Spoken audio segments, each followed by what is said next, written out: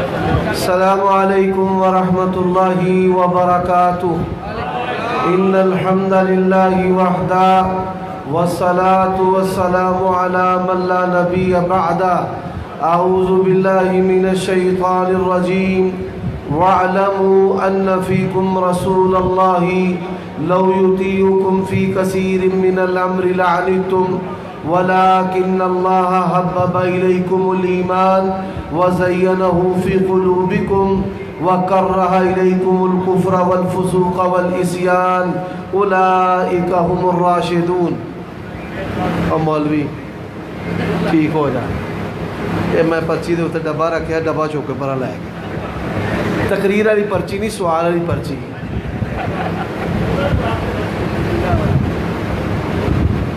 عیوب اور نقائص سے پاکیزہ تمام قسم کی حمد و ثنا اللہ وحدہ لا شریک لہ کے لیے، اور درود و سلام شفیع للمذنبین خاتم النبیین رسول کریم رؤوف الرحیم صلی اللہ علیہ وآلہ وسلم کی ذات اقدس پر۔ سورۃ حجرات کی ایک آیت کریمہ میں نے آپ کے سامنے ابھی تلاوت کی ہے، جو آج کے موضوع کے لیے اساس اور بنیاد کی حیثیت رکھتی ہے۔ حضرات، نبی صلی اللہ علیہ وآلہ وسلم نے اپنے بعد جن فتنوں کے بارے میں خبردار کیا،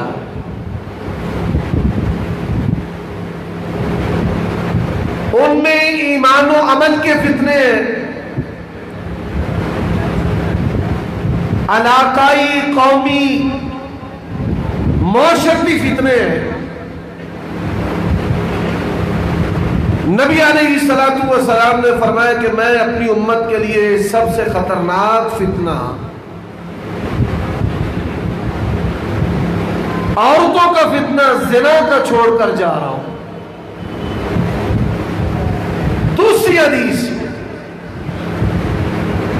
فرمایا شراب کا فتنہ خطرناک فتنہ چھوڑ کر جا رہا ہوں۔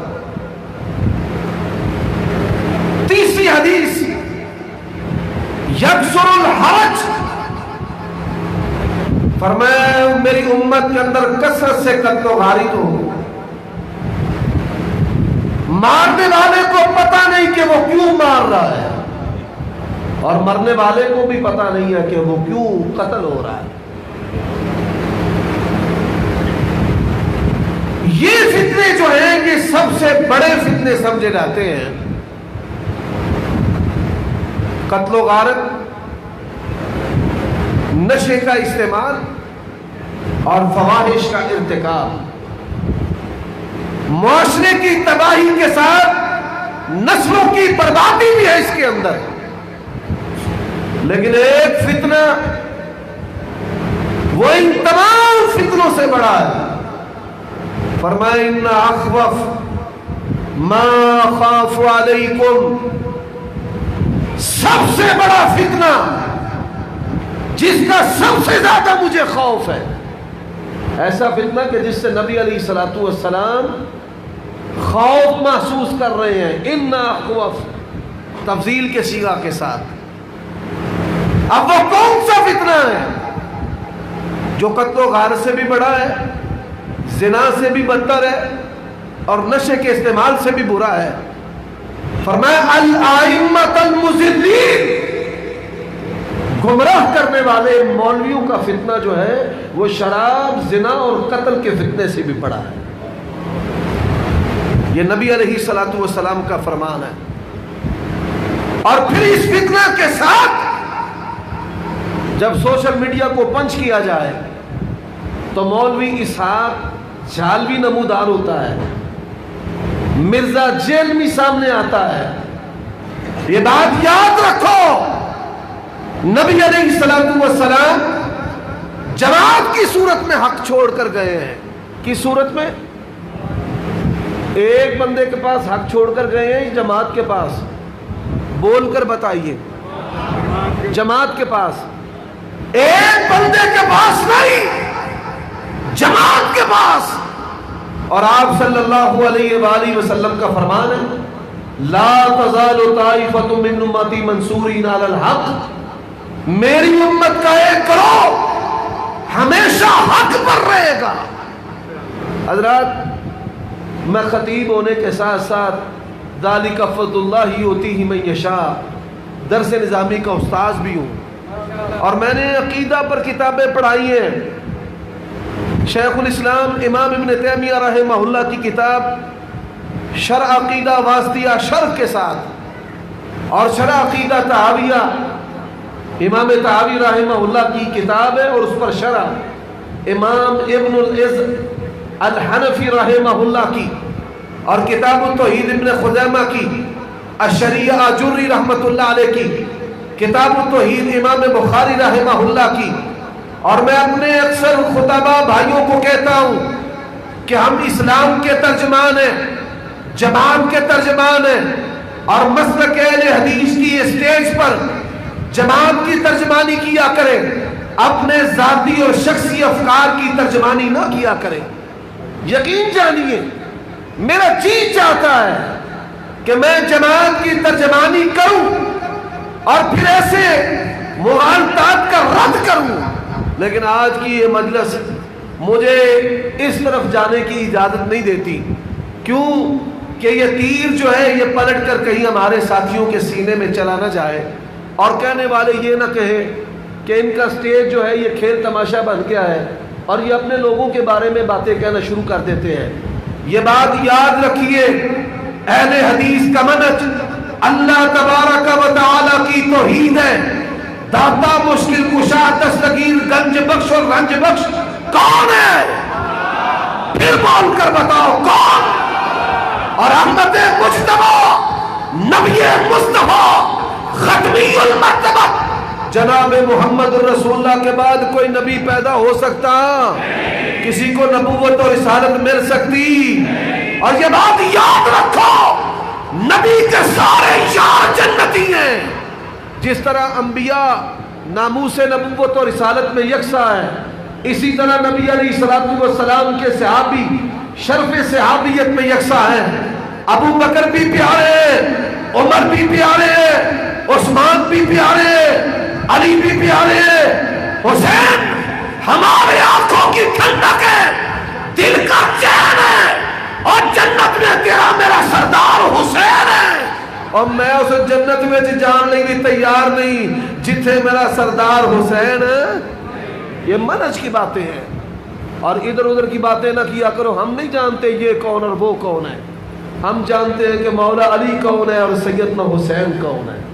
حضرات، آئیے ان باتوں کے بعد نبی علیہ السلام کی جو حدیث میں نے تمہید میں بیان کی ہے، آج ضرورت اس بات کی کیوں سمجھی گئی کہ آپ کو جمع کیا جائے اور صحابہ کرام کے فضائل اور مناقب سنائے جائیں۔ امام ابن الجوزی رحمہ اللہ نے ایک کتاب لکھی ہے جس کا نام فضائل عمر ہے۔ وہ فرماتے ہیں کہ سلف صالحین، صحابہ اور تابعین اپنے بچوں کو ابو بکر عمر کی محبت اس طرح سکھاتے تھے جس طرح قرآن کی آیات سکھاتے تھے۔ اور آئیے امام ابو زرع رحمہ اللہ کے پاس ایک سوال کرنے والا آتا ہے کہ ایک بندہ اللہ تبارک و تعالیٰ کو نہیں مانتا، اور لاہوریوں بول کر بتانا جو رب کو نہیں مانتا، اس کی توحید کو نہیں مانتا، مسلمان ہے کافر ہے؟ پھر بول کر، اور پرچہ ہوئے گا تے میرتے تے ڈاکٹر صاحب تو ہوئے گا توڑ تیری خدا، اور ہوتا نہیں ہے، گھبرانے کی ضرورت نہیں۔ اور اللہ کی قسم ہے، ماضی گواہ ہے، ہمارا منہج شہید ملت علامہ احسان علی ظہیر کا ہے، اور جب ایکشن پلان آیا بڑے بڑے گھبرا گئے، کوئی ماں کی شان سناتا تھا اور کوئی جہنم کا کھٹکا، اہل حدیثوں تم گواہ۔ عمر صدیق نے تب بھی توحید سنائی ہے، مسلک اہل حدیث سنایا ہے۔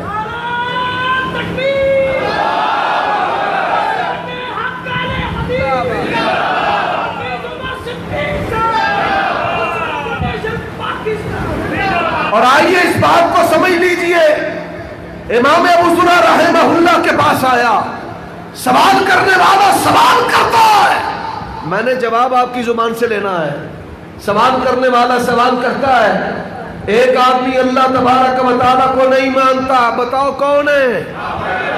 اس نے پھر سوال کیا، ایک آدمی اللہ کے نبی کو نہیں مانتا، کون ہے؟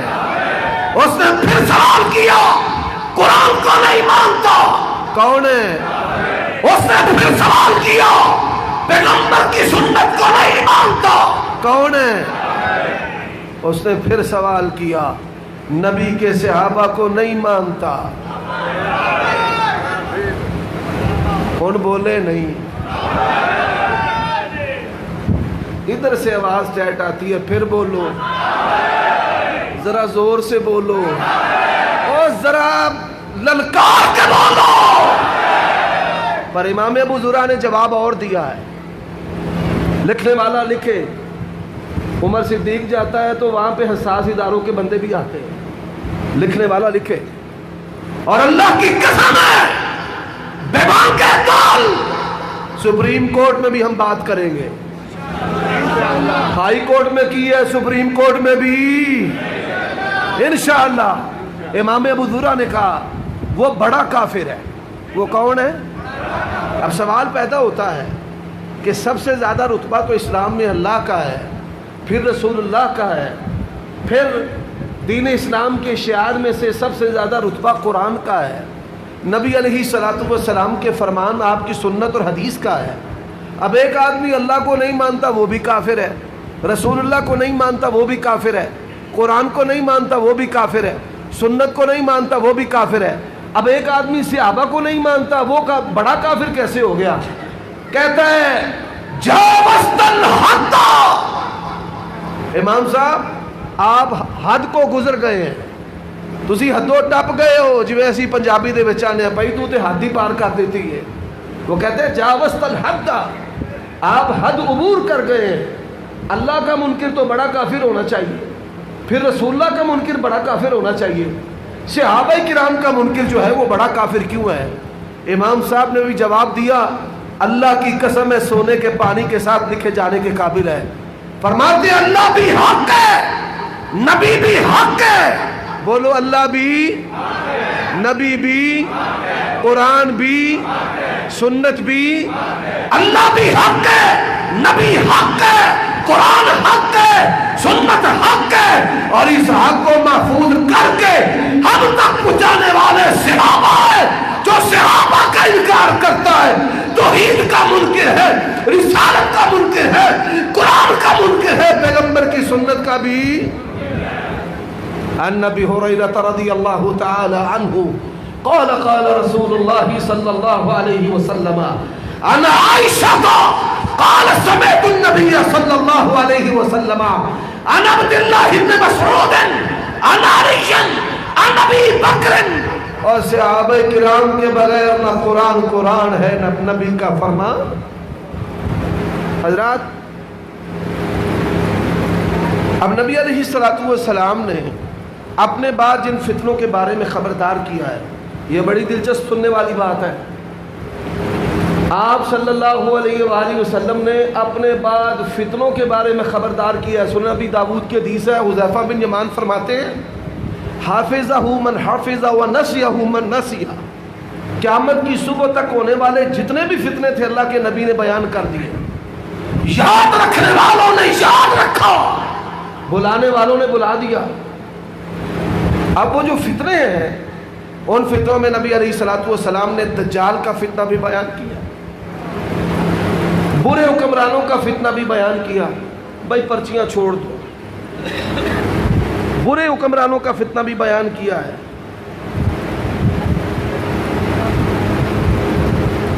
برے حکمرانوں کا فتنہ بھی بیان کیا ہے۔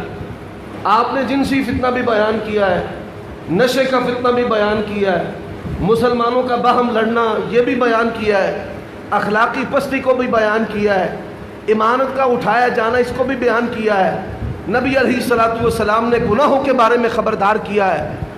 حضرات، اب نبی علیہ الصلوۃ والسلام نے جن بڑے فتنوں کے بارے میں امت کو خبردار کیا ہے، ان بڑے فتنوں میں دو فتنے ایسے ہیں کہ ہمارے اکثر علماء ان فتنوں کو بیان نہیں کرتے یا لوگوں کی اکثریت ان کو جانتی نہیں ہے. وہ دو بڑے فتنے، ایک خوارج کا فتنہ ہے کہ نبی علیہ الصلوۃ والسلام آپ نے مال غنیمت کو جب تقسیم کیا تو ذوالخویسرہ اللہ کے نبی کے پاس آیا، اس نے کہا اے دل یا محمد، قال رسول اللہ صلی اللہ علیہ وسلم من یعدل ان لم اعدل. اس نے کہا اللہ کے نبی عدل کریں. فرمایا اگر میں عدل کرنے والا نہیں بتاؤ زمین پر کون عدل کرنے والا ہے؟ نبی علیہ الصلوۃ والسلام سے صحابہ نے اجازت طلب کی، یا رسول اللہ اس کی گردن اتار دے. فرمایا چھوڑ دو، نماز پڑھتا ہے، اسلام کا نام لیتا ہے، اسلام کا فائدہ دیا. فلما ولا، جب جایا اللہ کے نبی صلی اللہ علیہ وآلہ وسلم نے کہا ان من ذی ھذا الرجل، اس بندے کی سرشت سے، اس کے نظریات سے ایک ایسی قوم نکلے گی، قرآن پڑھے گی، قرآن حلقوں سے نیچے نہیں جائے گا، نماز بڑی اچھی پڑھیں گے، روزے بڑے ہی رکھیں گے، لیکن دین سے اس طرح گزر جائیں گے جس طرح تیر کمان سے. حضرات یہ فتنہ کون سا ہے؟ یہ عبد الرحمن ابن ملجم ہے، خارجی ہے، جس نے حضرت علی رضی اللہ تعالیٰ عنہ کو قتل کیا. آج کے دور میں یہ تحریک طالبان پاکستان ہے یا داعش ہے جو مسلمان حکمرانوں کو کافر کہہ کر، مسلمان عوام کو کافر کہہ کر قتل کرنے والے، ذبح کرنے والے، جبری زنا کرنے والے، اور یہ سارے کام نعرے تکبیر کی آڑ میں. تبھی تو کہنے والے نے کہا محق اٹھے تو یہ شمشیر بھی فتنہ، شمشیر تو کیا نعرہ تکبیر بھی فتنہ ہے. یہ خوارج کا فتنہ جس کے بارے میں نبی علیہ الصلوۃ والسلام نے امت کو خبردار کیا. اور دوسرا فتنہ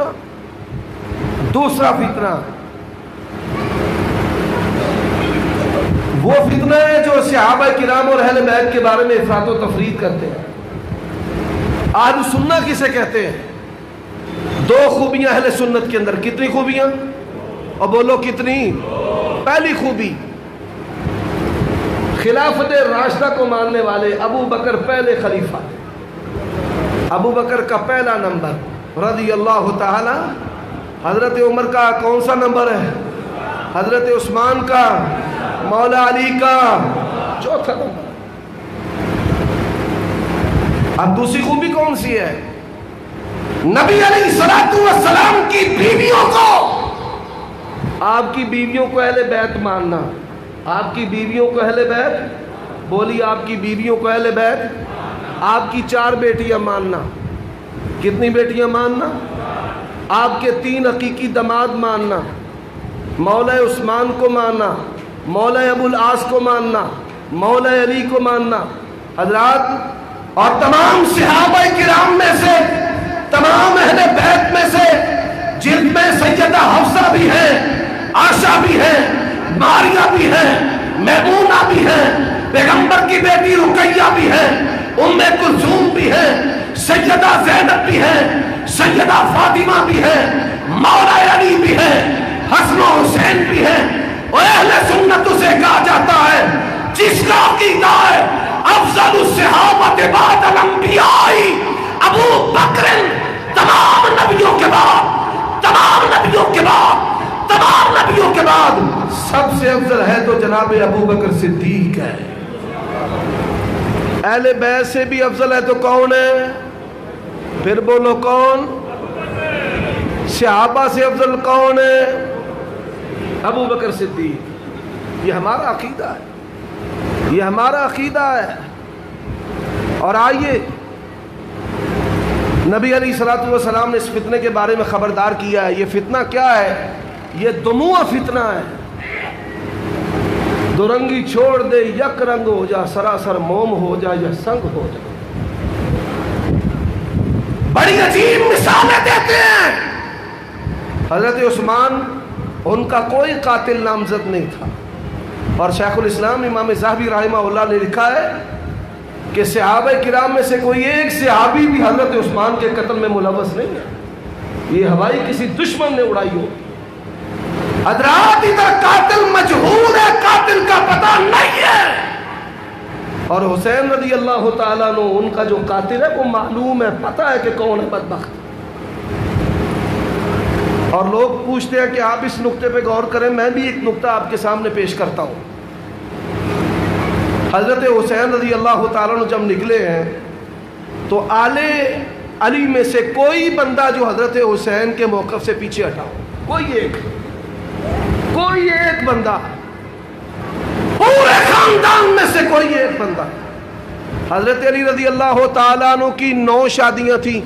کتنی شادیاں؟ مولا علی کی کتنی شادیاں تھیں؟ اور بیٹے تھے 11۔ کتنے بیٹے تھے؟ 11 بیٹے تھے۔ کسی شیعہ آل اللہ مقامہ مجتہد کو بھی نام نہیں آتے، اہل حدیثوں یاد کر لو کون ہے یہ۔ حسن بن علی ہے، حسین بن علی ہے، محسن بن علی ہے، محمد بن علی ہے، جعفر بن علی ہے، عباس بن علی ہے، عبید اللہ بن علی ہے، عبداللہ بن علی ہے۔ اور آئیے یہ کون ہے؟ یہ ابو بکر بن علی ہے، عمر بن علی ہے، عثمان بن علی ہے۔ اور شہید ملت نے بڑا پیارا نکتہ کہا ہے، حضرت حسین کے 4 بیٹے تھے، مولا حسین کے کتنے بیٹے تھے؟ پھر بولو کتنے بیٹے تھے؟ 4 بیٹے تھے۔ جاؤ اہل سنت اور اہل تشیع کی ساری کتابیں اٹھا لو، 4 بیٹے تھے مولا حسین کے، 4 بیٹے تھے۔ ایک کا نام علی بن حسین ہے جس کو زین العابدین کہا جاتا ہے، بیمار کربلا۔ علی بن حسین شہزادی شہر بانو کے بیٹے ہیں۔ اور 3 بیٹے، جعفر بن حسین جو بچپن میں فوت ہو گئے، اور 2 بیٹے تھے جو کربلا کے اندر لڑے۔ ایک کو علی اصغر کہا جاتا ہے، ایک کو علی اکبر کہا جاتا ہے۔ اور جا منبر پہ چڑھنا چھوڑ دوں گا، اللہ کی قسم ہے میری ماں کا دودھ مجھ میں ہو رہا۔ بتا کربلا کے اندر حسین کے 2 بیٹے جو شہید ہوئے تھے ان کا نام کیا ہے؟ تیری کتاب 14 ستارے ہر پڑھے لکھے شیعہ کے گھر میں موجود ہے، اس کے آخر میں شہدائے کربلا کی لسٹ موجود ہے۔ اس لسٹ کے اندر لکھا ہے کربلا کے اندر حسین کے 2 بیٹے شہید ہوئے۔ ایک بیٹے کا نام ابو بکر تھا، ایک کا نام عمر تھا۔ علی اکبر کی مہندی نکالنے والے علی اکبر کا نام بتا، اور علی اصغر کی ڈولی نکالنے والے میں تجھے علی اصغر کی ڈولی کا لائسنس لے کر کے دیتا ہوں۔ تو نکالنا چاہتا ہے میں تیرے ساتھ چلتا ہوں، لیکن بتا علی اصغر کا نام کیا تھا؟ حضرات آپ یہ سن کر حیران ہوں گے کہ علی اصغر کا نام عمر بن حسین، اور ان دونوں کے نام چھپا کر کے رکھے، اور اس کے اوپر رافضیت نے لبادہ ڈالا علی اصغر اور علی اکبر کا۔ مولا حسین کے 4 بیٹے تھے، اور یہ فتنہ جو ہے اس کے بارے میں نبی صلی اللہ علیہ وآلہ وسلم نے خبردار کیا۔ کیسے؟ فرمایا اذا رأيتم الذين يسبون اصحابي فقولوا لعنة الله على شركم وإذا رأيتم الذين يسبون اصحابي فقولوا لعنة الله عليكم۔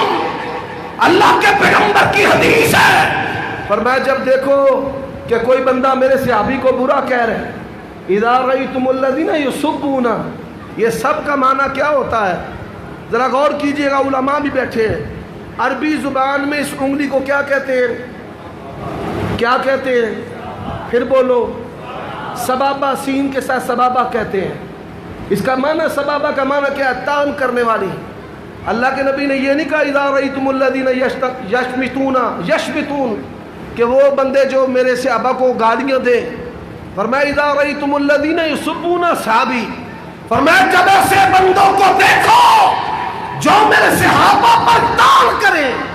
یہ انگلی اشارے کرتی ہے، اشارے، یہ ایسے اشارہ، اس طرف اشارہ، اس طرف اشارہ۔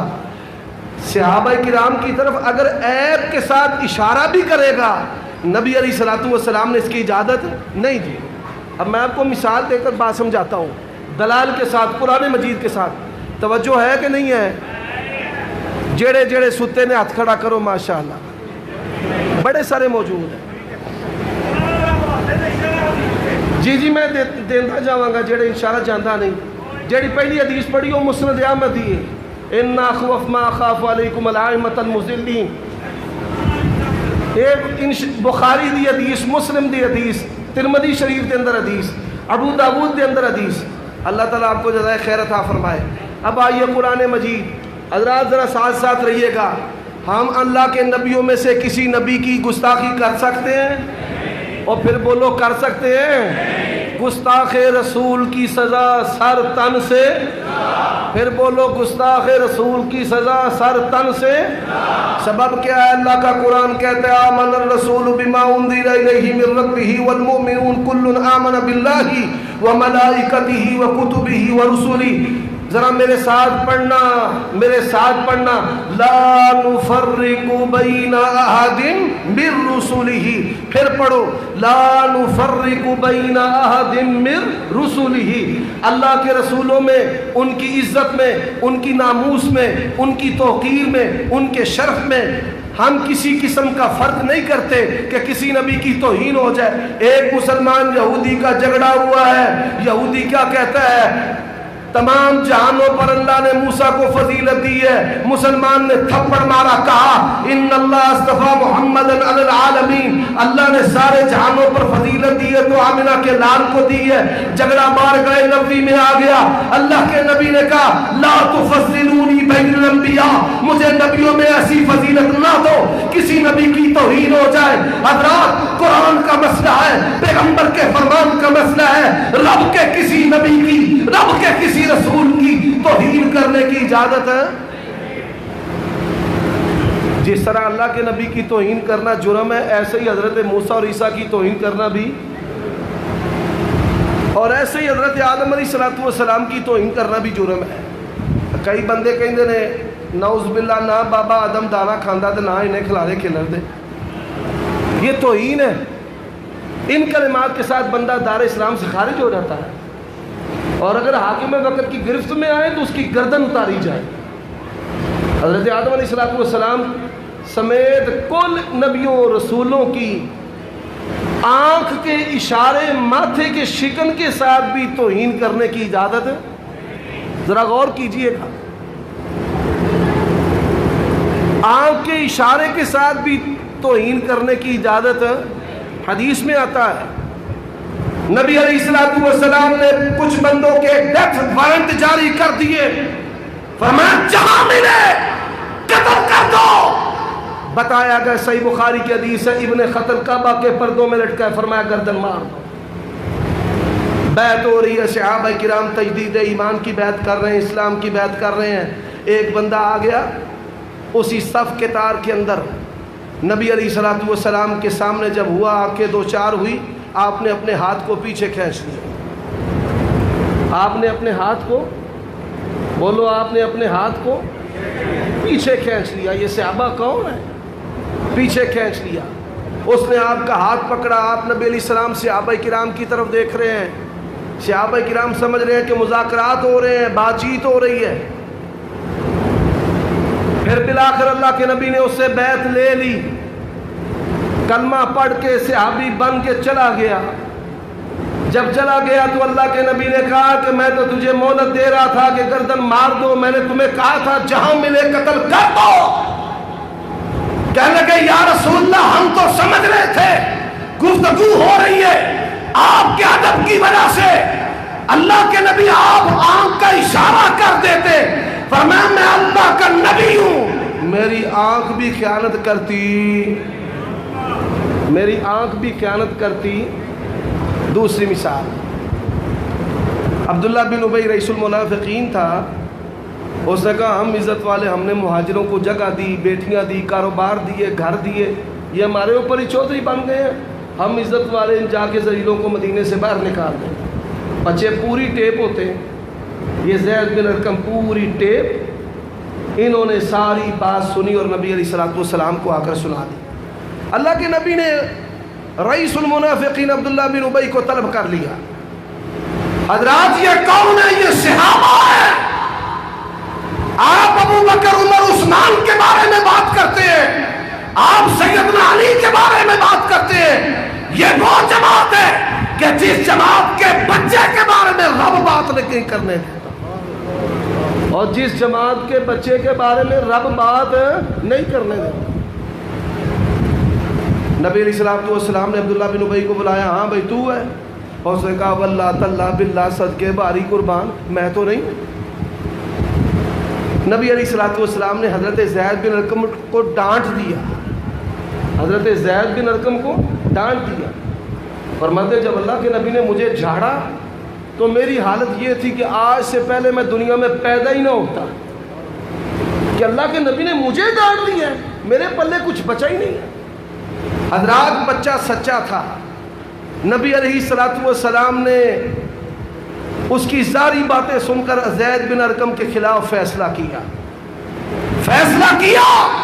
پوری سورت قرآن کی نازل ہوئی منافقون، اذا جاءک المنافقون، اے نبی یہ جھوٹے منافق آپ کے پاس آ کر کہتے ہیں کہ آپ اللہ کے سچے رسول ہیں، واللہ یشہد ان المنافقین لکاذبون۔